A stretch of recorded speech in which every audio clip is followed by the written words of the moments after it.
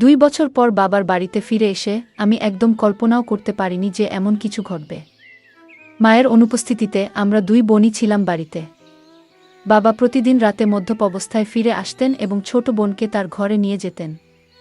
এতদিন পর যখন আমি বাড়ি এলাম তখন বাবার আচরণে কিছুটা পরিবর্তন দেখলাম। তিনি মদ খেয়ে আমাকে তার ঘরে নিয়ে যাওয়ার চেষ্টা করছিলেন, আর আমি কিছুই বুঝতে পারছিলাম না আসলে কি হচ্ছে। তিনি কোনো কথা না বলেই আমাকে তার ঘরে নিয়ে। বন্ধুরা, আজকের গল্পটা অনেক বেশি স্পেশাল, তাই সবাই রেডি থাকো। দয়া করে গল্পগুলো ভালো লাগলে ভিডিওটি লাইক, শেয়ার এবং চ্যানেলটি সাবস্ক্রাইব করো প্লিজ। আমি প্রিয়া, 2 বছরের দাম্পত্য জীবনের পর বাবার বাড়িতে এসেছি। আসার পেছনে বিশেষ কোনো কারণ ছিল না। দীর্ঘদিন পর স্বামীও বলল যে বাবার বাড়ির খবর নেওয়া উচিত। তবে এতদিন না আসার মূল কারণ ছিল বাবার মদ্যপানের অভ্যাস। কিছুদিন আগে বাবার ফোন পেয়ে এই সিদ্ধান্ত নিলাম। বাবা বললেন তিনি মদ ছেড়ে দিয়েছেন। তার মলিন মুখ দেখে এবং ছোট বোন তানিয়ার সাথে দেখা করার ইচ্ছা হলো। তানিয়া আগে হোস্টেলে ছিল, এখন একাদশ শ্রেণীতে পড়ে এবং মাত্র 2-3 মাস হলো বাড়ি ফিরেছে। বাড়িতে এসে বাবা আমাকে জড়িয়ে ধরলেন, যেন একটু বেশি স্নেহ দেখাচ্ছিলেন। তানিয়া দেখা করতে এলো, তবে তার মুখে কিছুটা অস্বস্তি ছিল। তানিয়া বাবাকে পানি দিতেও ভয় পাচ্ছিল, যা দেখে আমি বিস্মিত হলাম। জানি না সে কবে থেকে এতটা ভয় পেতে শুরু করেছে। বিশেষ করে বাবা তো এখন মদও ছেড়ে দিয়েছেন। সেদিন দাদু, বাবার বন্ধুর বাবা, আমাদের বাড়িতে এসেছিলেন। তাদের পরিবার আমাদের খুব ঘনিষ্ঠ। বাবার বন্ধু মারা যাওয়ার পর দাদু নিয়মিত আসতেন। বাবাকে মদ ছাড়তেও তিনি উৎসাহ দিয়েছিলেন। সেদিন বাবা দাদুর সাথে বাইরে গিয়েছিলেন। যখন বাবা ফিরে এলেন তখন তার মদ্যপ অবস্থায় দেখে আমি বিস্মিত হলাম। দাদু বললেন, মেয়ে, তোমার বাবার খেয়াল রেখো। তাকে কতবার বলেছি মদ ছেড়ে দিতে, কিন্তু আজ সে মদ্যপানের কারণ হিসেবে বলল যে তার মেয়ে 2 বছর পর বাড়ি এসেছে। আসলেই তোমার বাবা খুব জটিল মানুষ। আমি যখন বাবাকে তার ঘরে পৌঁছে দিতে যাচ্ছিলাম তখন তিনি আমাকে এমনভাবে ধরে রাখলেন যেন আমি তার স্ত্রী। পরের দিন সকালে শ্বশুরবাড়ি ফেরার জন্য প্রস্তুত হলে বাবা আমাকে থামিয়ে বললেন, কোথায় যাচ্ছ? এসেছ তো মাত্র 1 দিন হয়েছে। আমি জবাব দিলাম, আপনি যদি মদ না ছাড়েন তাহলে আমি আর এখানে থাকব না। তানিয়াকেও নিয়ে যাচ্ছি। আমার কথায় বাবা বিচলিত হয়ে পড়লেন। তানিয়া বাবার সৎ মেয়ে হলেও তিনি তাকে নিজের মেয়ের মতোই দেখেছেন। মায়ের মৃত্যুর পর বাবার দ্বিতীয় বিয়েতে তানিয়া আমাদের জীবনে আসে। আমি তানিয়াকে সবসময় নিজের ছোট বোনের মতোই ভালোবেসেছি। বাবার প্রতিশ্রুতি অনুযায়ী আমি আরও কিছুদিন থাকার সিদ্ধান্ত নিলাম। 1-2 দিন পর আমি তানিয়াকে নিয়ে বাজারে গেলাম। তার জন্য অনেক সুন্দর পোশাক এবং মেকআপের সামগ্রী কিনলাম। বাড়ি ফিরে আমি তানিয়াকে বললাম নতুন পোশাকগুলো পরে দেখতে। একটি পোশাক তাকে বিশেষ সুন্দর লাগছিল। আমি তাকে সাজতে বললাম, আর নতুন পোশাকে সে অপূর্ব লাগছিল। তার এই রূপের কিছু ছবি মোবাইলে তুলছিলাম। ঠিক তখনই বাবা বাড়ি ফিরে এলেন। বাবা তানিয়াকে দেখে মুগ্ধ হয়ে গেলেন। তিনি কাছে এসে তার কাঁধে হাত রেখে বললেন, আমার তানিয়া এখন অনেক বড় হয়ে গেছে, কত সুন্দর দেখাচ্ছে। তবে বাবার কথায় তানিয়া কোনো প্রতিক্রিয়া দিল না। মনে হচ্ছিল বাবার হাত তার কাঁধে রাখাটা সে একদমই সহ্য করতে পারছে না, আর সঙ্গে সঙ্গে সেখান থেকে সরে গেল। সেই রাতে আমি আর তানিয়া এক ঘরে শুয়েছিলাম। হঠাৎ ঘুমের মধ্যে দেখি তানিয়া কাঁদছে। প্রথমে ভাবলাম হয়তো কোনো দুঃস্বপ্ন দেখেছে, তাই ঘটনাটা এড়িয়ে গেলাম। কিন্তু কিছুদিন পর আবার দেখলাম একই ঘটনা, তানিয়া রাতে কাঁদছে। প্রতিদিন কি আর কেউ এত দুঃস্বপ্ন দেখে? তখন থেকেই আমার মনে সন্দেহ জাগতে লাগলো। সেই রাতেই তাকে জাগিয়ে জিজ্ঞেস করলাম, তানিয়া, কি হয়েছে? তুমি কেন কাঁদছো? সে বলল, কিছু না, হয়তো কোনো খারাপ স্বপ্ন দেখেছি। তার কথা শুনে আমারও ঘুম চলে গেল। কিছুক্ষণ আমি নৈশ বাতির আলোতে বসেছিলাম। হঠাৎ আমার দৃষ্টি পড়ল তানিয়ার দিকে। সে ঘুমের মধ্যে পাশ ফিরে শুয়েছিল। আমি খেয়াল করলাম তার শরীরের কিছু অস্বাভাবিক পরিবর্তন। আমার মনে হলো বিয়ের 2 বছর পেরিয়ে গেলেও আমার শারীরিক অবস্থায় তেমন কোনো পরিবর্তন আসেনি। কিন্তু তানিয়ার ক্ষেত্রে ব্যাপারটা সম্পূর্ণ আলাদা ছিল। তার শারীরিক পরিবর্তনগুলো স্পষ্ট ছিল। বাড়িতে ফিরে আমি লক্ষ্য করলাম তানিয়া সবসময় ঢিলেঢালা পোশাক পরছে এবং নিজেকে আড়াল করে চলেছে। তখন বুঝতে পারলাম এর পেছনে নিশ্চয়ই কোনো কারণ আছে। মাত্র 17 বছরের একটি মেয়ের শরীরে এত পরিবর্তন কিভাবে হলো তা ভেবে আমি অবাক হলাম। কৌতূহলী হয়ে আমি তার কলেজের কয়েকজন বন্ধুর সাথে কথা বলি এবং জানতে চেষ্টা করলাম তানিয়ার কি কোনো বিশেষ বন্ধু আছে। সবাই এক কথায় জানালো যে মোটেও সে ধরনের মেয়ে নয়। সে কখনোই দায়িত্বহীন ছিল না। তবে সমস্যা কোথায় তা আমাকে বুঝতে হবে। সেই রাতে যখন আমি ঘুমাচ্ছিলাম, হঠাৎ দেখি বাবা ঘরে এসে তানিয়াকে নিয়ে বাইরে চলে গেলেন। আমি সবকিছু চোখের আড়াল থেকে দেখছিলাম, কিন্তু কিছু বলতে পারলাম না। অনেকটা সময় পার হয়ে গেল, তানিয়া তখনও ঘরে ফিরছিল না। অবশেষে যখন সে ফিরে এলো, আমি খেয়াল করলাম তার হাঁটা স্বাভাবিক নয়। সে বেশ অস্বস্তি নিয়ে চলাফেরা করছে। পরের দিন দুপুরে যখন তানিয়া বাইরে থেকে বাড়ি ফিরল, তখন আমি সরাসরি তাকে জিজ্ঞাসা করলাম, রাতে তুমি বাবার সাথে কোথায় গিয়েছিলে? সে বলল, বাবা ক্ষুধার্ত ছিলেন, তাই তাকে খাওয়াতে গিয়েছিলাম। তানিয়ার এই ব্যাখ্যা আমার ঠিক মনে হলো না। তখন আমি সরাসরি তাকে জিজ্ঞেস করলাম, তানিয়া, তুমি বাবাকে কেমন মনে করো? তিনি কি তোমাকে কোনোভাবে বিরক্ত করেন বা তোমার বয়সের তুলনায় বাসার ভারী কোনো কাজ করতে বলেন? তানিয়া দ্রুত বলল, না না, বাবা তো আমার খুব যত্ন নেন। তারপর সে নিজের ঘরে চলে গেল। আমার বাবা এখনও বেশ তরুণ দেখতে ছিলেন। তার বয়স এখনও 50ও পেরোয়নি। আমি দেখেছি তিনি সকালে নিয়মিত ব্যায়াম করেন এবং তানিয়াকেও সঙ্গে ডেকে নেন, কিন্তু তাদের মধ্যে কি চলছে তা আমি বুঝতে পারছিলাম না। একদিন হঠাৎ আমার ননদ ফোন করলেন। তিনি তানিয়ার জন্য একটি সম্পর্কের প্রস্তাব নিয়ে কথা বললেন। আমি তাকে জানালাম যে তানিয়া মাত্র 17 বছরের মেয়ে। তখন তিনি বললেন, প্রস্তাবটি খুব ভালো, ছেলে প্রতিষ্ঠিত। নন্দের কথায় আমি ছেলের পরিবারের সাথে যোগাযোগ করলাম এবং তাদের বাড়িতে আমন্ত্রণ জানালাম। যখন তারা তানিয়াকে দেখলেন, ছেলের মা বললেন, আপনার বোনের বয়স কি সত্যিই 17? দেখুন, এই মেয়ের শরীর এবং বয়সে বড় পার্থক্য রয়েছে। এমনকি ছেলের মা স্পষ্ট জানিয়ে দিলেন, কিন্তু ছেলের মা স্পষ্টভাবে বিয়ের প্রস্তাবটি ফিরিয়ে দিলেন, কারণ তাদের মনে হয়েছে তানিয়ার শারীরিক গঠন তার বয়সের তুলনায় অনেকটাই বেশি। আসলে আমাদের তেমন তাড়া ছিল না তার বিয়ের বিষয়ে। তবে নন্দের অনুরোধে আমি তাদের বাড়িতে ডেকেছিলাম। আমি এই দেখার ব্যবস্থা এমন এক সময় করেছিলাম যখন বাবা বাড়িতে ছিলেন না এবং আমি তাকে কিছু জানাইনি। কিন্তু যখন বাবা জানতে পারলেন, তিনি ভীষণ রেগে গেলেন এবং বললেন, তুমি কি পাগল হয়েছ? তানিয়া মাত্র 17 বছরের মেয়ে, আর তুমি তার জন্য এখনই প্রস্তাব আনছ?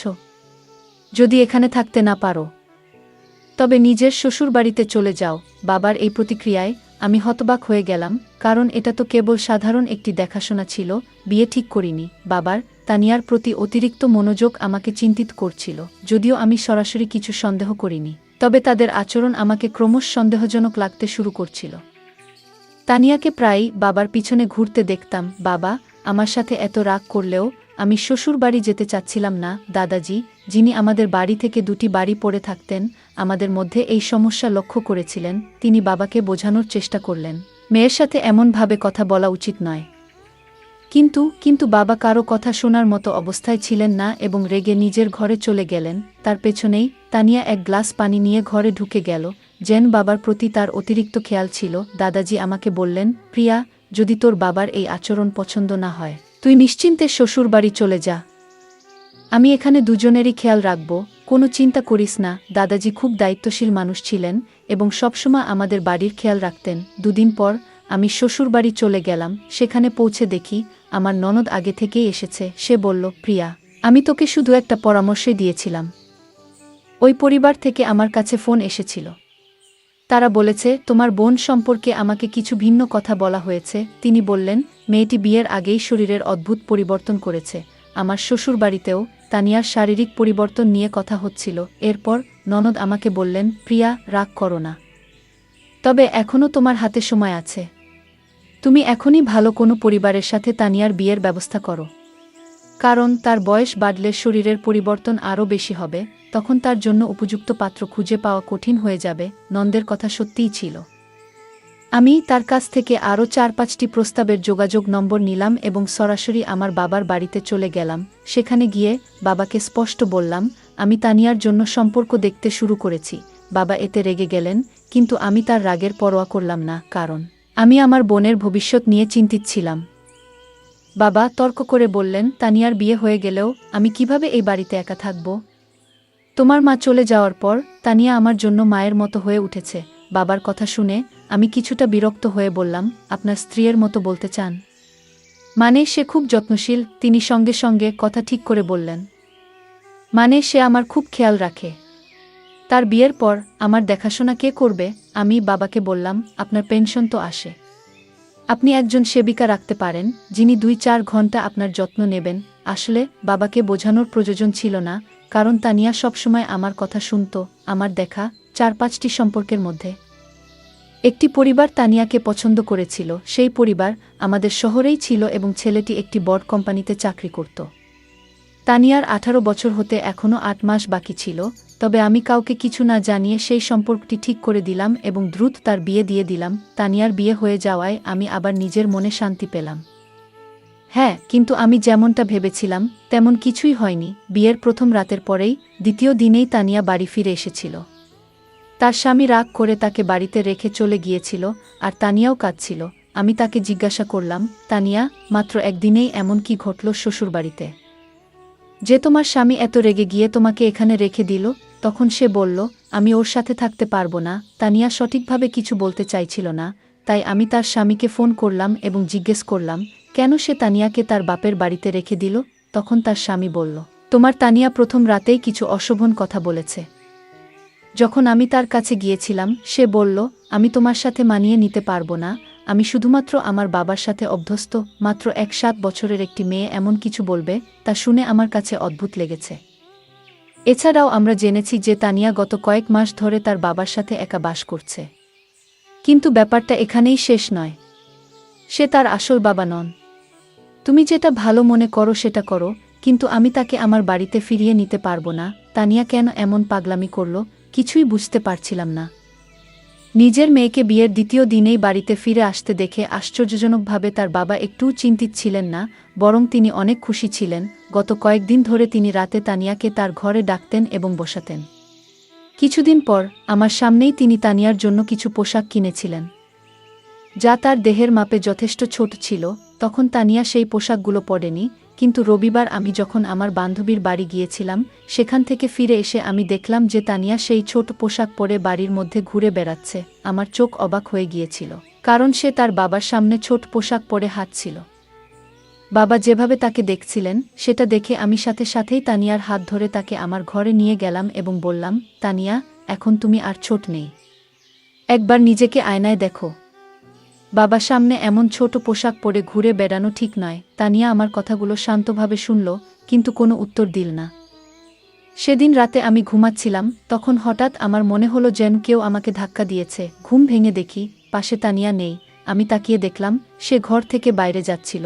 আমি তার পেছনে পেছনে গেলাম এবং দেখলাম সে বাবার ঘরের সামনে দাঁড়িয়ে আছে।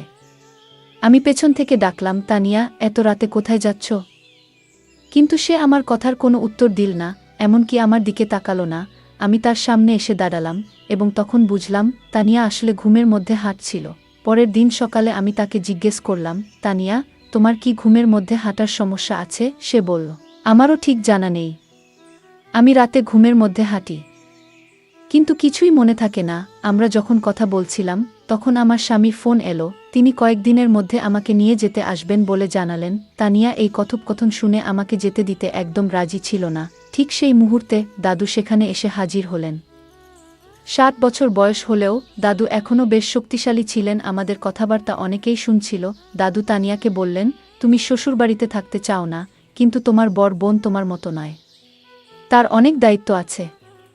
বাপের বাড়ি মেয়েদের জন্য অল্প সময়ের জায়গা, তাকে তার দায়িত্ব পালন করতে হবে, তাকে বাধা দিও না। দাদু তানিয়ার কাঁধে হাত রেখে কথা বলছিলেন, কিন্তু হঠাৎ তানিয়া দাদুর হাত ঝেড়ে ফেল এবং বলল, আমাকে অযথা উপদেশ দেবেন না, সে আমার বোন, তার সাথে কি কথা বলতে হবে সেটা আমি নিজেই দেখে নেব।